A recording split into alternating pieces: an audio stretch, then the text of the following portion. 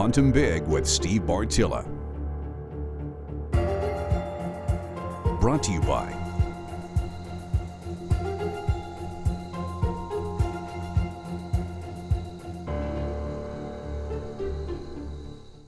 Let's talk today about, frankly, how we can become a better hunter in general. Quite honestly, can't speak for anyone else, but when it comes to hunting and my knowledge of deer and that type of stuff, I'm either improving or I'm getting worse.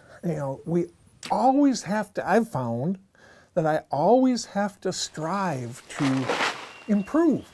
Because if I'm not striving to improve, we believe we're staying at the same spot. We're not. We're actually sinking. One of the things I'm always doing is, how can I do better? How can I when it comes to hunting and management, I'll be brutally honest with you, I'm greedy. So, how can we go ahead and become a more deadly hunter? It starts with a mindset, quite honestly. That mindset means that anytime we're out in the deer woods, we're thinking scouting, we're observing, we're trying to learn what's going on. Side note, when it comes to that type of stuff, always ask why.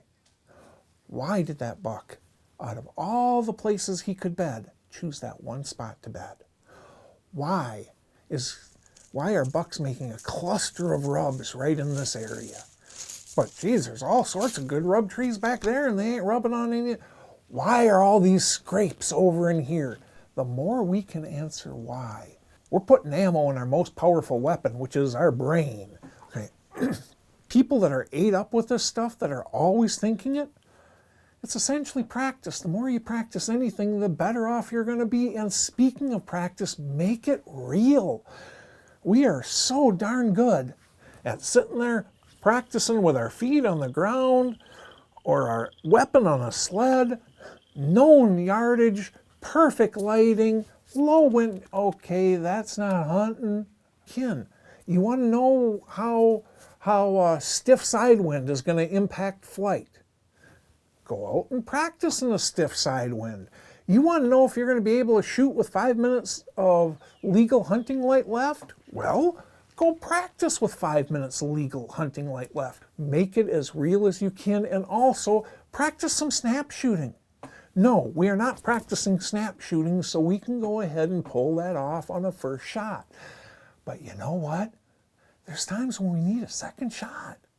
And when we need that second shot, it's a heck of a lot easier to pull off a snapshot if you've practiced it than when it's the very first time.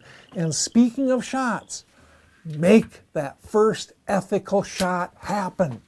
When that buck is out there, just outside of range, don't sit there and there's no indication that he's going to come in.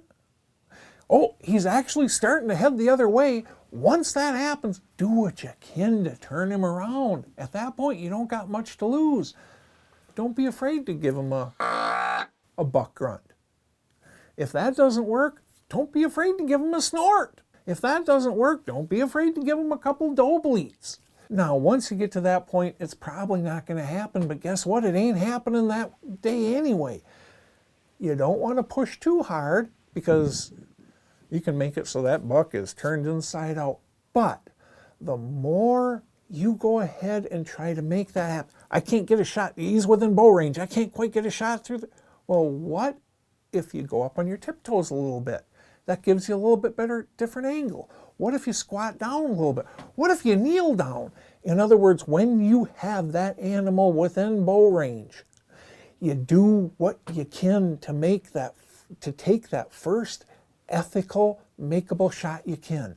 As long as you're not pushing it to the stupid side, you never want to do that, but you know your own limitations through practicing because you've practiced this stuff. You've practiced it before it counts. Now you know what you can get away with and what you can't. You go ahead and do what you can to get away with making that shot and pulling it off. Final thoughts brought to you by Huntworth. Hunting is a sport that's not really much unlike any other sport out there, and that so much of it is played in your head. You come into it with the right mindset. You go ahead and practice. not for winning 3D tournaments, but for making the money shot. And then when you have that deer within range, or just outside of range, and he's going the other way, try to bring him in. Once he's in range, you do what you can to make it happen. Those little things, they all add up to actually make a pretty darn big difference.